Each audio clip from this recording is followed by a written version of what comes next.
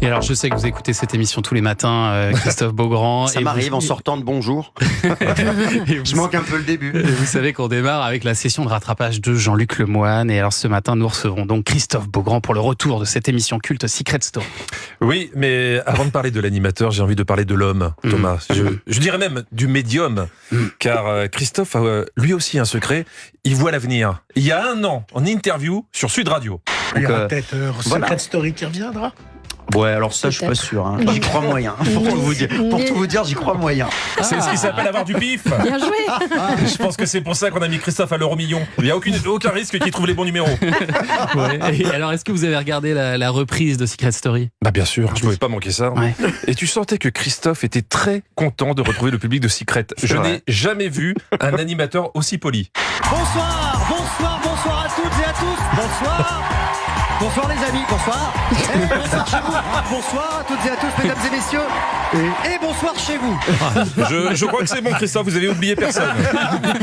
C'est parce que je me prenais pour une star, je tapais dans les mains du public. Ça faisait longtemps, c'est pour ça. Non mais vous avez tout donné. À part vous déplacer chez les gens pour leur faire des bisous, vous ne pouviez pas faire mieux.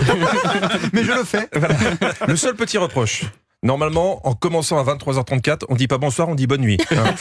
Bon, ce dont tout le monde a parlé, c'est évidemment le remplacement de la voix par une voix moins patriarcale, mais avec un ton un peu robotique. Ici, la voix. Zoé, tu es la première habitante à faire ton entrée dans la maison des secrets. Là, on était proche de la voix synthétique qu'on trouve sur Internet et à qui on peut faire dire n'importe quoi. Si, je vous assure, j'ai fait un essai. Ah oui. Ici la voix. J'aime beaucoup Julien Pichenet et le boudin blanc au Maury. C'est à s'y méprendre. C'est fou. Ouais. C'est vrai. Eh ben non, c'était bien un être humain. Je m'en suis rendu compte, car si la voix voit tout dans la maison, la particularité de la nouvelle voix, c'est qu'elle est myope. Perrine, Maxence, avant de faire votre entrée dans la maison des secrets, merci d'ouvrir la porte située devant vous. Merci d'ouvrir la boîte située devant vous. Non, quand tu confonds une porte avec une boîte, c'est que t'es myope. Oui, c'était écrit petit, je crois. Une voix aussi un peu plus violente que l'ancienne, ou dyslexique, on sait pas. En justifiant ton choix, si tu le souhaites, qui veux-tu éclater de la victoire ? Qui veux-tu écarter de la victoire ? Non, mais cette année, pour gagner, il faut éclater les autres candidats. Faut les mettre en sang.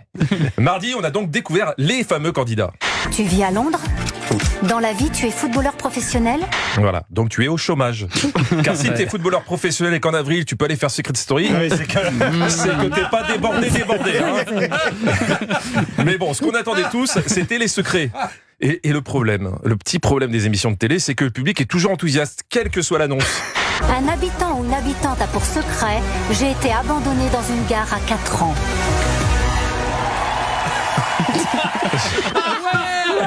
J'ai été abandonné à 4 ans. Ouais. Non, je ne réagirai pas là. C'est ça.